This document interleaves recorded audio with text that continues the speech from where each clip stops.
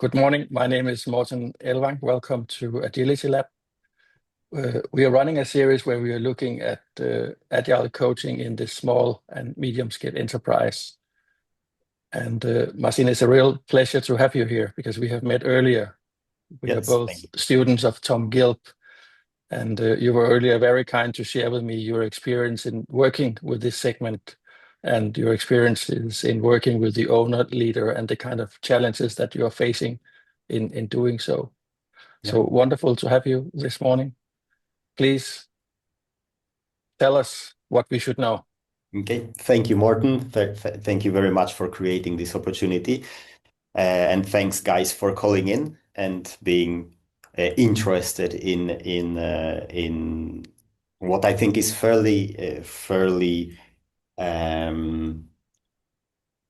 good experience, in a sense that it allows me to work with sort of the top level of management in the organization. So maybe a very quick background of how I got there, because I have never really worked with big organizations, with corporations. I've from very early on started working in the SME sector.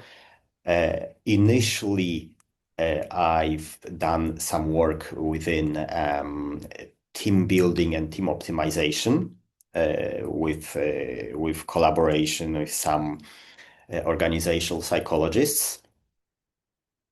But I quickly noticed that as far as psychology is describing all the problems, it's not really giving solutions to those. So it's sort of pointing finger, hey, be careful here, but not much of a solution. And then while doing that, I've actually met Tom Gilb, with whom I started working a little bit and studying his methods.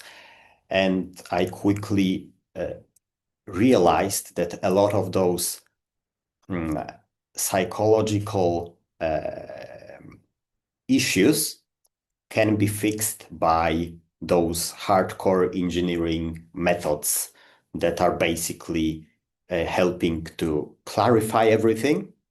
And usually lack of clarity is the first step of every conflict. So that's how I got there. And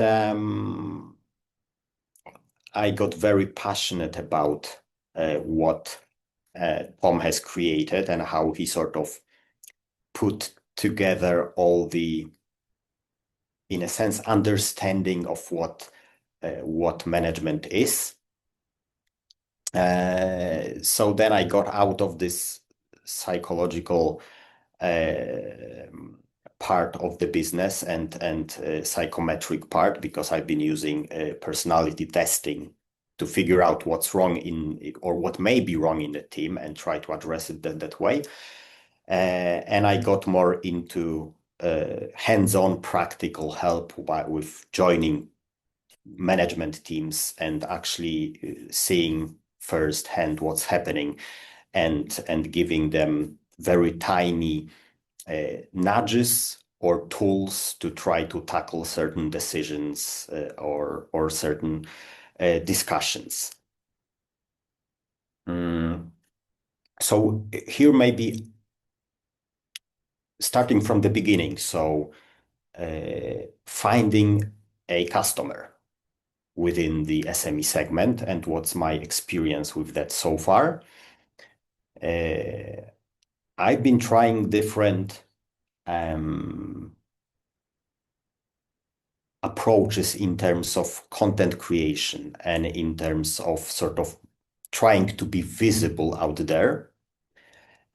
And that never worked for me so far. So pretty much all of my customers throughout the last,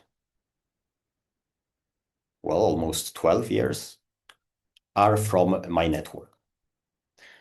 So either a former customer has introduced me to someone, or a friend of a friend in some way asked me, what am I doing?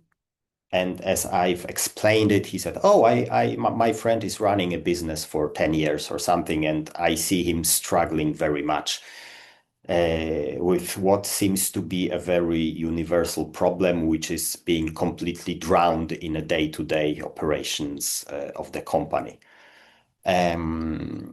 So then the next step, when I got introduced, I usually meet with this founders, owners, CEOs, usually everything at once, and try to understand where they are and what's their problem. So the first hint is if they even want to meet, that shows some level of interest in growing and improving something, which is not that obvious, because I've noticed a vast majority of small and medium business owners assume that it's completely normal to be drowned by everyday operations. Assume that's the way. You cannot improve it. If you went that way and you sort of have the freedom of having your own business, then you don't have the freedom, because you have to take care of it 24/7, and you cannot even go to vacations. So I've noticed very many founders, while I've been doing networking, simply do not believe there is any way to improve it. So they don't even they are not even considering hiring a consultant outside a very specific field. So like maybe a lawyer. Well, we don't have legal expertise in something, so let's hire a lawyer.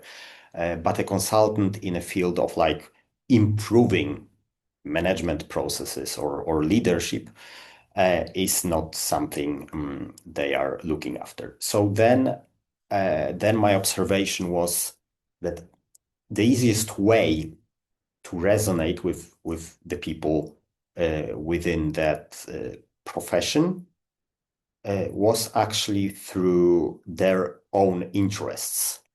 And their own interests and topics of study must be: how has Steve Jobs done it? How is Elon Musk doing it?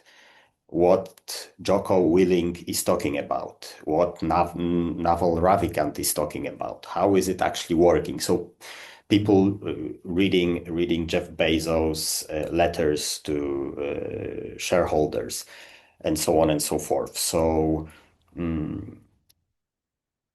the easiest way was to identify that kind of interest among SME owners, because they are obviously trying somehow to improve their situation and improve the numbers within their business, and helping them initially during this first conversation, which are usually around 2, 3, or even 4 hours, if those people are really into it. It's more of like trying to explain in some sort of organized, systemic, and clear way of what all those business gurus are actually talking about. Because there are many interviews, there are many podcasts where they are explaining how to succeed, but those are not very clear explanations. There are no tools. There are just some general ideas of you have to be obsessed, you have to be all in on product creation, you have to understand product qualities, and so on and so forth. But I have, in my career, through many owners of different type of product companies, I have never found anyone nearing the understanding of the product qualities like Steve Jobs had. So like every piece of customer experience is something we can measure, we can manage, and we can improve. That understanding is usually not there. The most popular the most prevalent understanding is that we have to add another functionality to improve the product without really digging deeper into how that functionality really improves the product, what kind of value it provides, and what kind of experience it provides. Out of that discussion, I usually offer a very agile approach to my services, which is okay. So we've talked for 3 hours, for 4 hours. I feel this discussion was very interesting and productive. I've learned a lot. I feel I've given some value. So how about starting regular meetings, regular work, and trying to identify what areas of your business can we really improve quickly while still considering both short and long-term benefits for you. Like we can sign an agreement or not. I don't want to bound you with any time frame. If you figure out after 3 weeks that I don't bring any value to you, just say it aloud and we can part.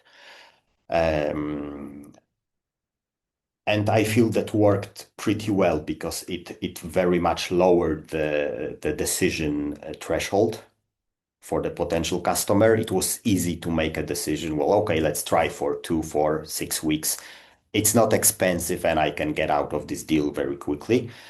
And pretty much, well, almost all of my customers stayed with me for at least a year. So apparently they felt some value week by week. Okay, the next step.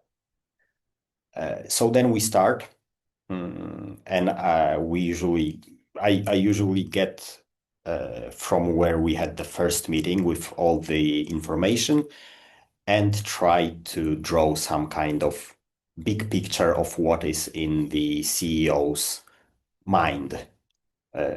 So how is he planning? How is he creating strategy?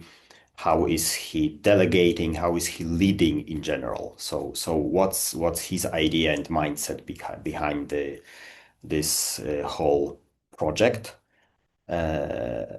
And this is where we usually end up with understanding that the ideas are not the problem. The ideas for improvement, the ideas to get the sales going, the ideas to get the marketing to work properly, the ideas to develop the product.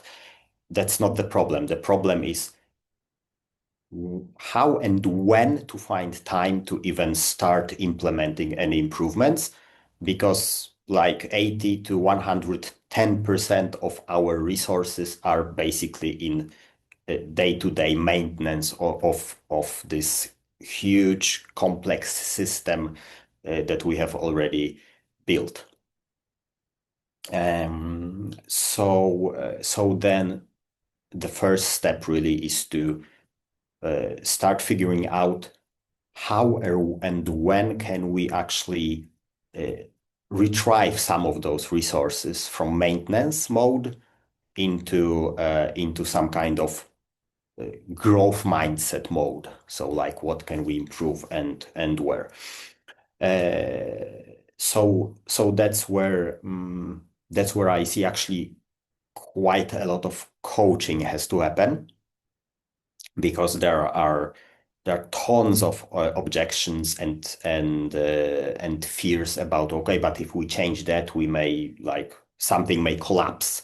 So we don't have great sales numbers, but if we make some changes in sales and marketing, it may actually destroy those numbers further, and so on and so forth. So this is where I'm trying to scale down those ideas into tiniest possible experiments, just to prove that something can be improved without harm. Of course, systems analysis, some kind of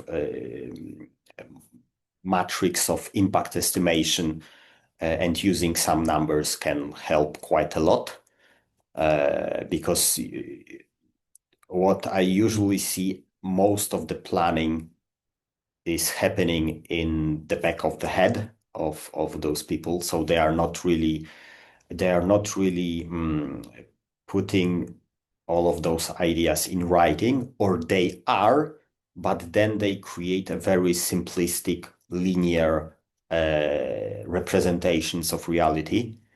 And still all the side effects that may happen are in the back of their head, and they are basically becoming a source of stress and fears instead of a tool to really understand reality and map it. So I try to create some sort of from the Tom Gilb teachings, it's basically an impact estimation table where we sort of put all the fears and risks and objections that come up as some sort of requirements.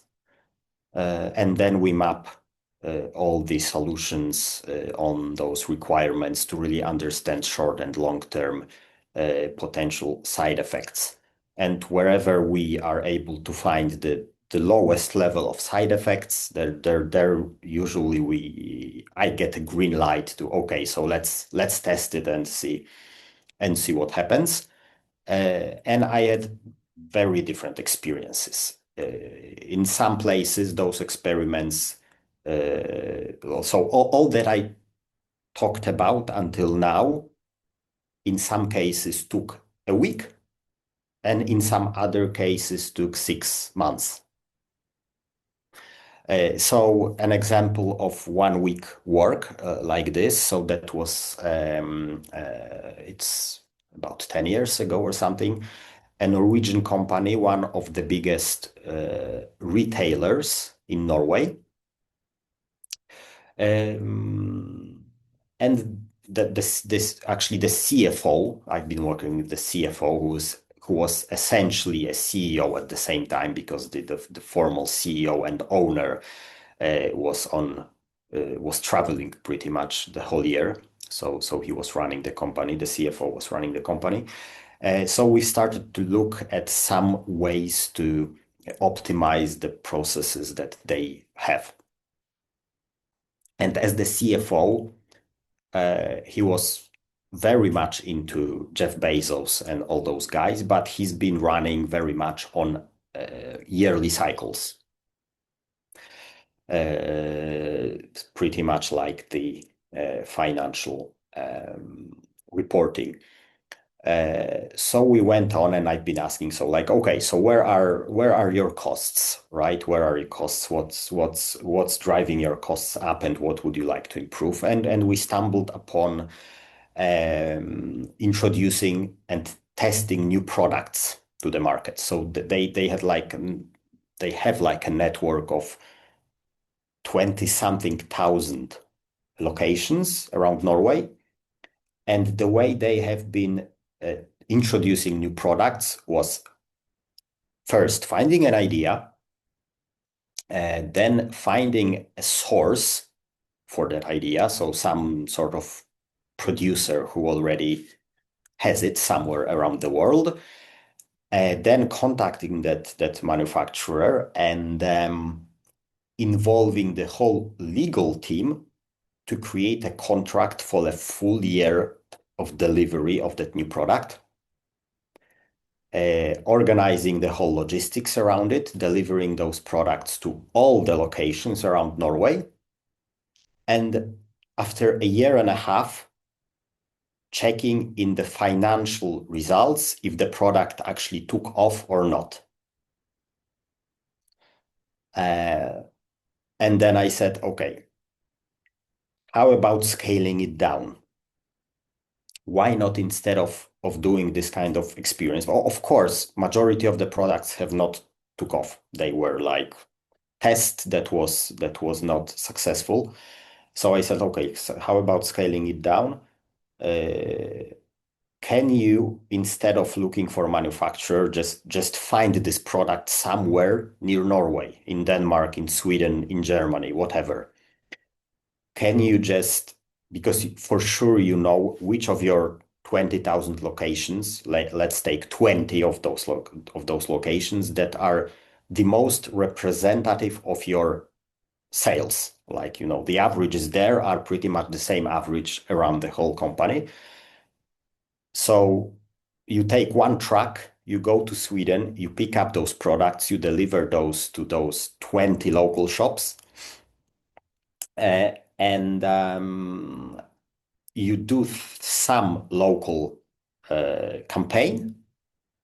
And after a month or two, I was not aware of what kind of sales cycle is proper for that, but the CFO figured out. After a month or two, you know if the product has like any interest among the customers or not. And he felt completely stupid of not coming up with this at all, because it turned out it cut the cost of introducing a new product by pretty much 90-something%. Plus, he had an answer whether the new product is actually working or not in 2 months instead of 1.5 years. And that's a very interesting example because,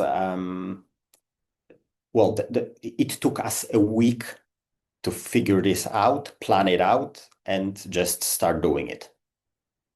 Just like that. And that's a very quick transformation that I've managed to pull out with the CFO. And then in some other cases, it's, as I said, it may be months, 2, 3, 4, 5, 6 months before, and that's mostly then some sort of coaching work and working with all the knowledge that the CEO has acquired through reading some strategy books, listening to those podcasts, and trying to grow and converting it into some practice, right? Because you cannot just read it and then transform your entire company like this. You cannot just turn around on a dime. You have to decompose it all, break it down, and figure out how to do safe iterations and identify effective ways. So that's how I'm working. If a longer period of time is required to get the CEO on board of some changes, that's usually about trying to break those improvements down into smallest possible and safest possible experiments in the eyes of the owner and CEO at the same time.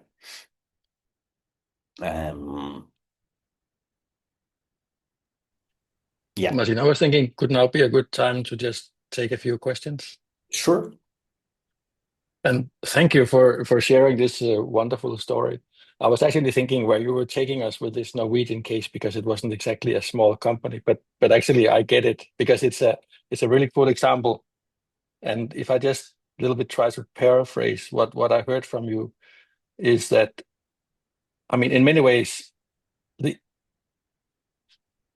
way these customers come to you is through personal contacts, and there's a lot of trust in it. But also there's some real pain in the equation because if I just hear you correctly, is that you observe people in the owner position running their own company are just so busy that there is no time to do what they really would like to do.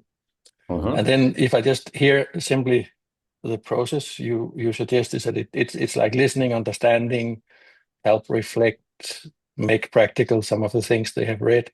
But then the way you respond is then with some form of map of what you have heard, how they think about planning, coordination, doing the work, strategy, etc. And then actually from there trying to find some areas where it makes sense to dig in. Yeah. And in that sense, sort of from there on, that's where you have the focus to demonstrate either that you can reduce cost or you can make something that people haven't had time for happen, etc. And then from there, as I understand you, it's almost like dot dot dot. And then also, like you say, there's a huge variation. Like sometimes people are ready to jump in immediately, and you get to something really cool very fast. Other Yeah. times it's like a long winded process of continuous conversation before they are ready. Yeah. Is that a fair summary? Yeah, it is. It is a fair Yeah, summary good. with even more, I would say, with even more focus on this psychological side of Yeah, cooperation, like really, really working. Like it's the same with sales, where you have to go through certain objections to break them down. It's the same here with actually then implementing those yeah. changes.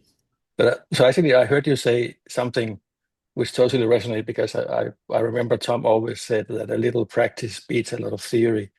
And what my ears heard you say was that it's a little bit like a little hands-on beats a lot of personality testing and mindset mentoring.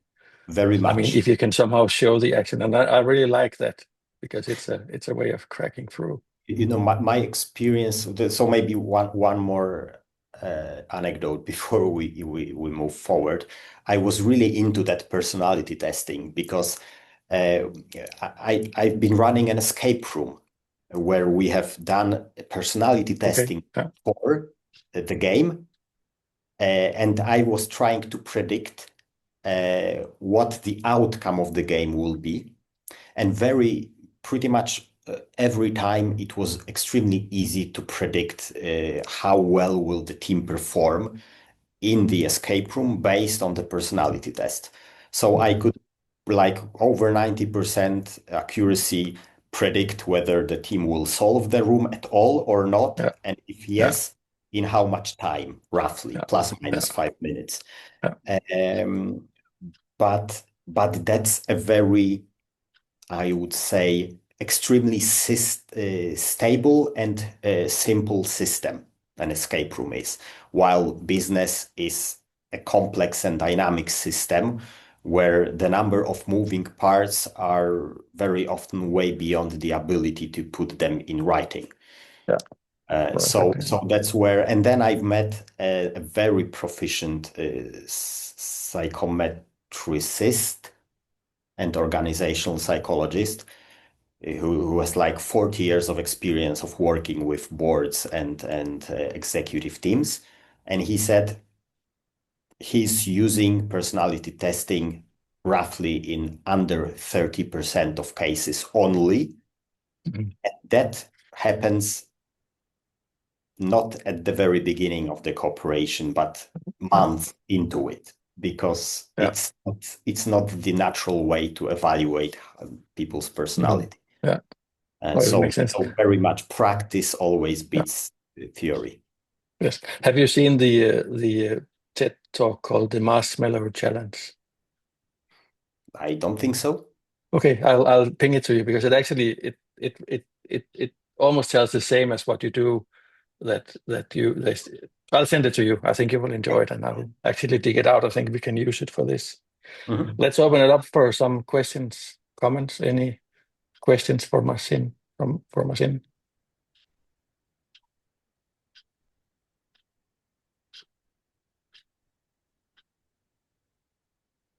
Has this been useful?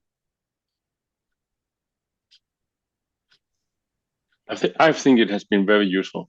I'm just like sucking everything you're saying and taking notes. Yeah, Yeah, I I really think enjoy it. yes, yes, it's really interesting, and I think it's too much talking about in personality tests and such. So I think this trying for reality is much easier. But to find the way how in the company is the tricky part, I think. How do we get into real discussions and get forward? So yeah, yeah. But I think this is a perfect fit for where I am now and need to know more about. So yeah. So are there any questions, Stefan, about that you would like I to? had a question, but unfortunately I forgot it through when we continue talking. If I Okay. come up with, I'll take it again later. So yeah. Any other questions, reflections? I have one, and that is for somewhat like some people might see it as they are not good enough if they need a coach to help them. So how do you get around that in a sense, or yeah? Yeah. Well, that's a huge part of it, I believe. This question is great because I've noticed that it's like those people very often think that they cannot show weaknesses. As a CEO running their team of 50 people, 100 people, I cannot hire a coach because the team will see I'm not the best, and I'm trying to improve. And if I'm trying to improve, I surely do something wrong. And if I do something wrong, then I will crash the company quickly, and people will start looking for other jobs. And that's actually the conversation I had, that I cannot show weakness because people will stop trusting me and they will start looking for another job because they may feel that this company has no future.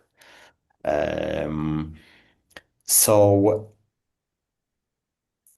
that's I found it extremely difficult to break apart. So one of the things may be, okay, so let's not hire me as a coach.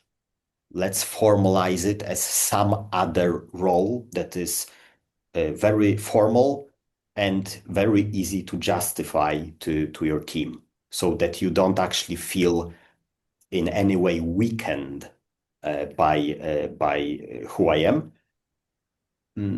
But then we are starting to work on that problem, because actually authenticity and vulnerability is a very valuable tool when you want to build a good team that is partnering with you, and if you want to have honest discussions. Because well, that's something that's happening around ego. Like, okay, but I know I've been in this business. Like I've had situations like this where people are asking me, how would I change it?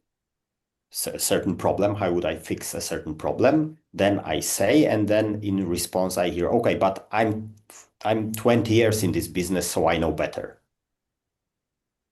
And then, oh, but okay, so has it worked for you in any way, this 20 years of experience? No, it hasn't. So let's maybe try something new. I'm not saying I'm 100% right. My ideas may be wrong, but still we are looking for smallest, least expensive experiment to find the right idea. Let's maybe ask your people. Let's ask you the middle management who is closer to that problem. Maybe they have some ideas to test them, but they might have been afraid to put those ideas in front of you because you've always been right, and so on and so forth. But that's a very slow process. Like it's easy to get the ego of the CEO going mad and withdrawing from the cooperation. I think I have a thought around that, but I think Leis, is that the way you pronounce it? You were before me with Yes, thanks for calling that out, Stefan. Liza, you had a question? Yeah, thank you, Stefan. Just a quick thought. When I visit potential SME customers, big ones as well, but often the smaller ones, they ask me, do you have a model for not what, but how you work with us? Are you sometimes asked that question, Marcin? Yes, that's. And what is your reply? Well, I feel what you say, it's a disaster on the market, because there are still SME consulting businesses, but businesses who build their whole model around very simplistic models. So they provide the whole step-by-step explanation of how and what will they do during the whole year of cooperation.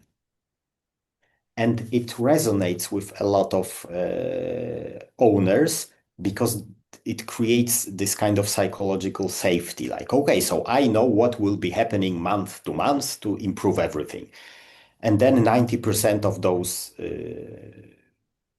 those interventions fail because there is no agility. I actually go entirely honest about it. I have no freaking idea what will we come up with in month's time.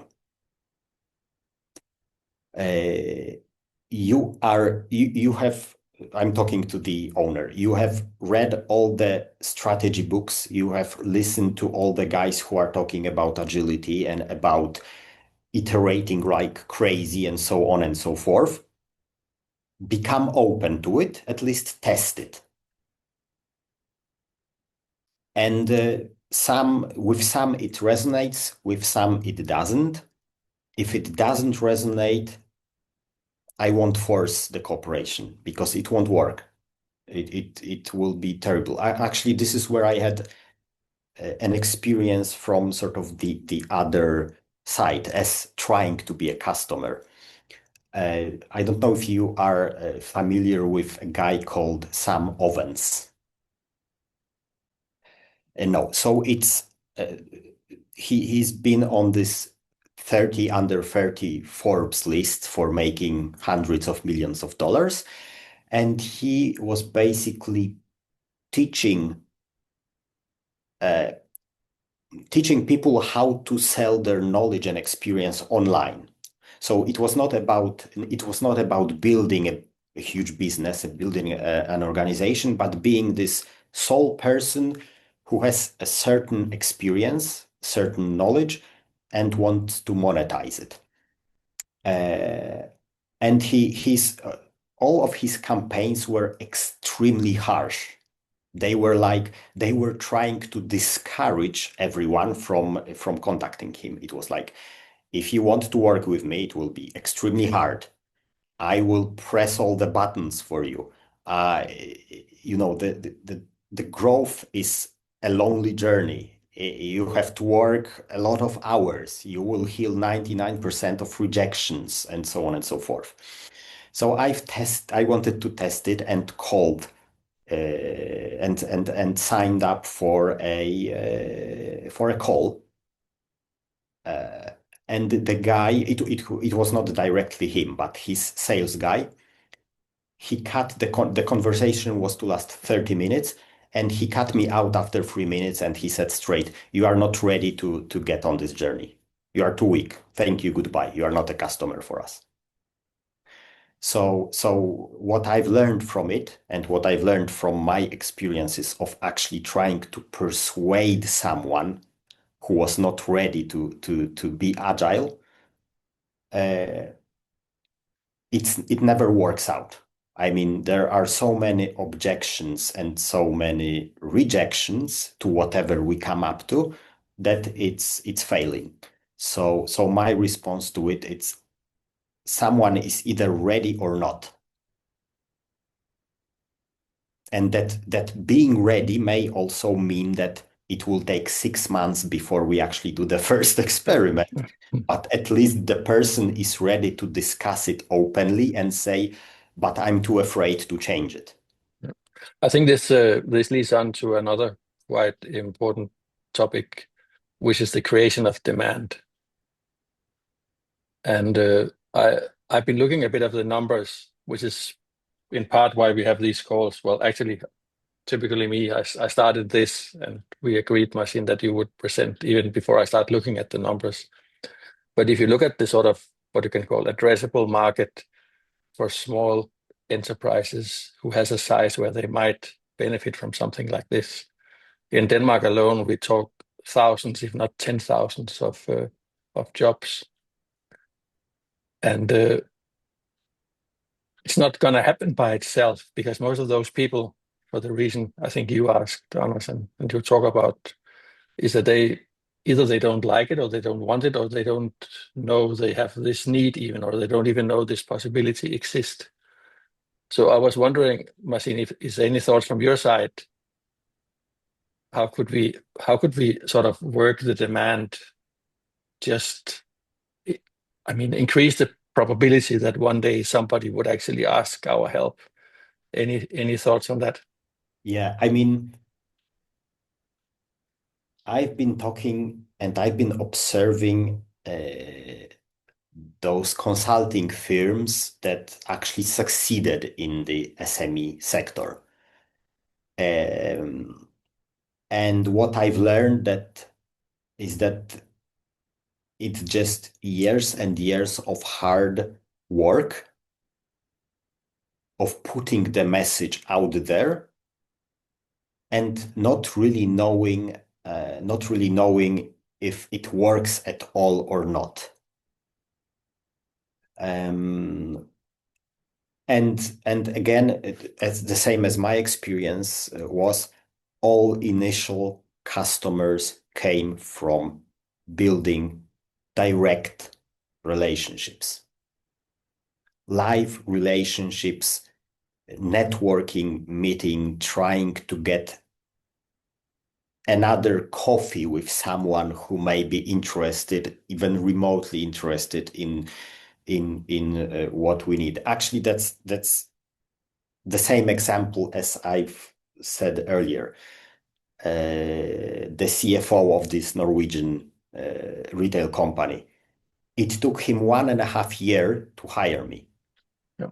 So I had some touch points with him for, as far as I remember, 4 or 5 times. We've been talking about what I'm doing and how I can help. And after 1.5 years, out of the blue, he called me and, can I drop by the office and see if I can help them? So it took him really a lot of time.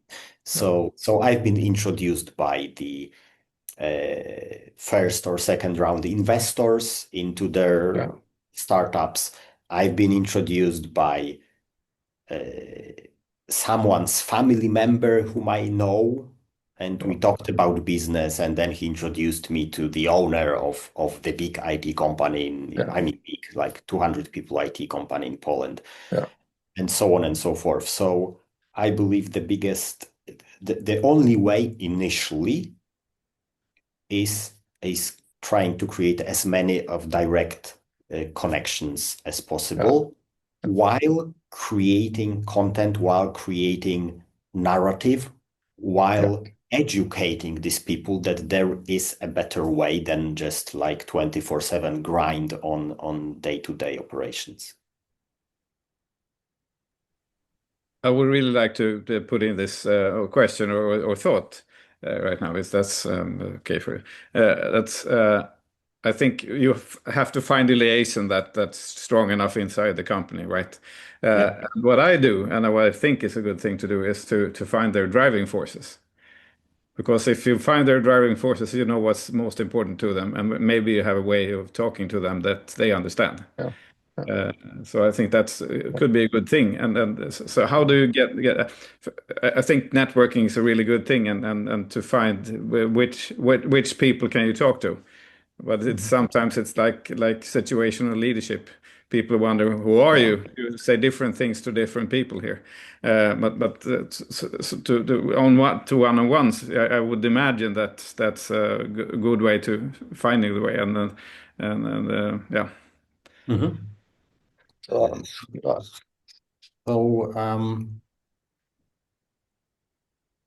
I found, well, that there one way, which is the typical marketing way, is hooking people with their fears.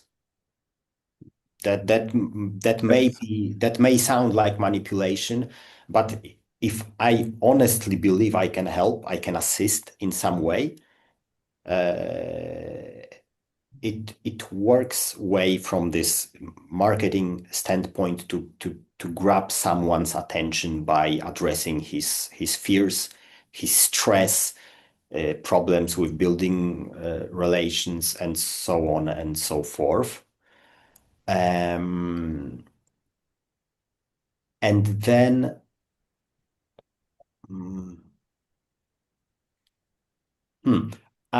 what I found working for me to even know new people without being sure if they may be my potential customers or not is actually asking for a favor. So asking for a favor and exchange of experience. So like currently my venture, sort of tiny venture, because for some reason I managed to write a viral post, a viral for my standards, which like most of my posts were on LinkedIn had like roughly 100, 200, 300 impressions. And the one from 2 weeks ago exactly hit 30,000 right now. And something like 100 reactions and 12 new followers, and so completely crazy numbers for my level of presence on LinkedIn. So I'm actually sending out messages to those people, direct messages, asking them for a favor of reviewing my post. Like I'm trying to learn to write about what I know. I'm trying to learn to convey my knowledge by writing. Can you help me identify what I did right about that post that made you read it, click I like it, and what value you actually got out of it? Can it improve your work and life in any ways? And I find that very often a positive response to it. Not all of those lead to a meeting, but a lot of those lead to actually some sort of connection, initial relationship. Yeah. And I was thinking, since it could be, it's their babe. They've invested all their life into it, and you have to find a way. How can you let go of your baby and let it over to me, to be the child watcher for a while? And that's really tricky to do, but you have to find there. I think you need to find their driving forces. What would make them let go? And I also think that fear is a good thing, or a positive thing, but things that they will actually let go and let you in. Yeah.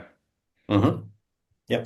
But that's where we can practice agility at its core. Like, let's make the tiniest steps to get you on board and figure out. I mean, I'm never asking like, give me the responsibility and close your eyes, right? And maybe I won't destroy your baby, as you said. That's true. But I always say you have the last word. You may say my ideas are crazy and won't work. Up to you. You're in full control. I just hope to give you even more control, because if we map the reality and you see all those risks in a written form, clarified, maybe even quantified, then it's much easier to sort of tame the dragon. Finding the perceived pain points in some way. Yeah.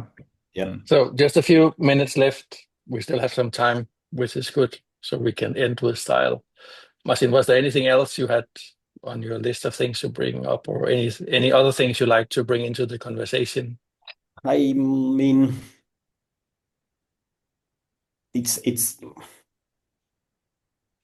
I think the idea, Morten, that you have to actually figure out the way, not each of us on our own, but maybe as a team, get more brains on the topic of how to access those SME founders, owners, CEOs in a more systemic way, because another factor that is extremely important, I see, is credibility. Like we have to be able to build credibility to even start the conversation. And I assume a team of experienced consultants who have different experiences, maybe have run also their own businesses in the past, that's a bigger credibility from the get-go than each of us alone.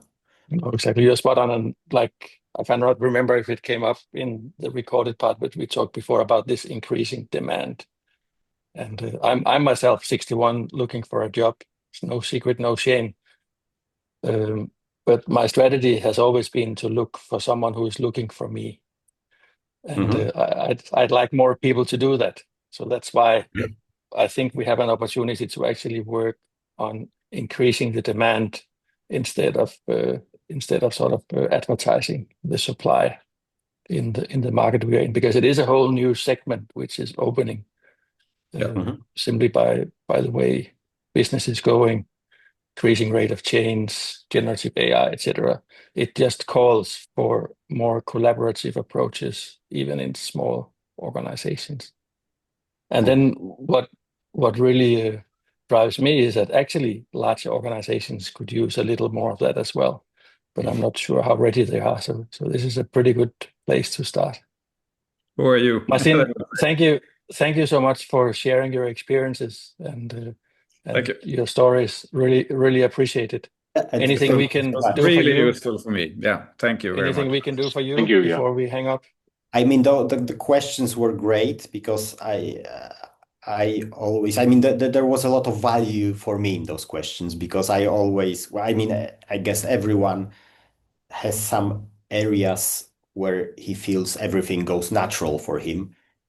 But then when I'm trying to explain that natural thing for me, nobody understands, and I cannot really go into simple words to explain it because it just happened.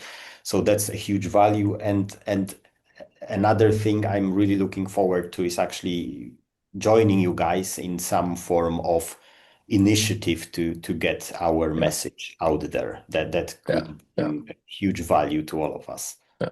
So Marcin, that's actually a perfect endpoint, and we do intend to create a community around this. So anybody who has an appetite for that, let's talk about this offline and materialize, if not prototype, some of these ideas that we can share them.